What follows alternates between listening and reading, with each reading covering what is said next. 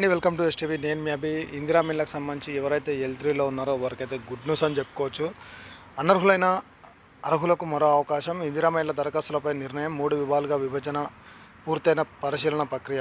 Greater Hyderabad జిల్లాలో పరిధిలో ఇందిరా మిల్ల దరఖాస్తుల క్షేత్రస్థాయి అధ్యయన ప్రక్రియ పూర్తయింది. గ్రేటర్ పరిధిలోని హైదరాబాద్, రంగారెడ్డి, మేడ్చల్, మల్కాజ్గిరి జిల్లాల్లో ఇందిరా మిల్ల కోసం దాదాపు 10,70,859 దరఖాస్తులు అయితే అందాయి. వీటిలో చిరునామాలు గుర్తించలేకపోయినాయి 10,000 లోపు ఉంటాయని సమాచారం.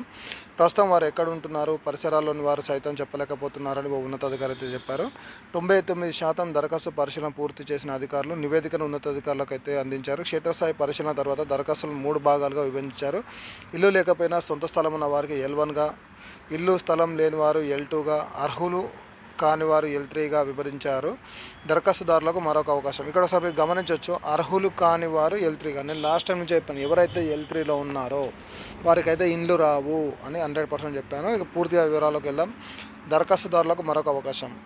క్షేత్రస్థాయి పరిశీలనలో అర్హులుగా కొన్ని దరఖాస్తులను అధికారులు అయితే గుర్తించారు. సొంత స్థలం, ఇల్లు ఉండటం, ఆదాయ పన్ను చెల్లించడంతో తదితర కారణాలతో వారిని అనర్హుల జాబితాలో చేర్చారు. వారికి మరో అవకాశం ఇవ్వాలని ఉన్నత స్థాయిలో అధికారులు భావిస్తున్నారు.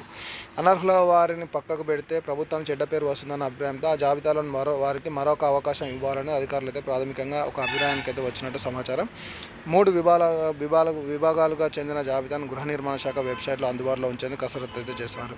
ఇక్కడ మీరు గమనించవచ్చు, ఏదైతే ఇందిరమ్మ ఇండ్లు ఉన్నాయో L3లో ఎవరైతే ఉన్నారో వీరికి మరొకసారి వెరిఫికేషన్ అనేది చేస్తామని చెప్పడం అయితే జరుగుతుంది. అంటే చాలామంది అర్హులుగా ఉండి అనర్హులుగా జాబితాలో చేర్చబడి, అంటే నేను చెప్పా కదా, L1లో ఉండాల్సిన వాళ్ళు L3లో ఉన్నారు, L2లో ఉన్నవారు ఉండాల్సిన వాళ్ళు L3లో, ఇలా ఎవరైతే ఉన్నారో అంటే తప్పుగా సర్వే పొరపాట్లు లేకపోతే అధికారుల పొరపాటు లేకపోతే ఏదైనా చిన్న చిన్న పొరపాట్ల ద్వారా ఎవరైతే L3లో ఉన్నారో అర్హులు వారికి మళ్ళీ వెరిఫికేషన్ చేసి L1, L2లోకి తీసుకురావాలని ప్రభుత్వం అయితే ఒక ఆలోచన అయితే చేస్తుంది. ఇది ఎంతవరకు పాసిబుల్ అవుతుందని మనం అయితే చూడాలి. ఒకవేళ ఇదే జరిగితే మాత్రం చాలామంది నిరుపేదలకు అయితే ఒక మంచి అవకాశం ఇది. చూద్దాం మరి ఏదైనా కూడా ఇలాంటి మరెన్నో కీలక అప్డేట్స్ కోసం మన ఛానల్ అయితే సబ్స్క్రైబ్ చేయండి, లైక్ చేయండి, సపోర్ట్ చేయండి, మిగతా వారికి కూడా షేర్ చేయండి.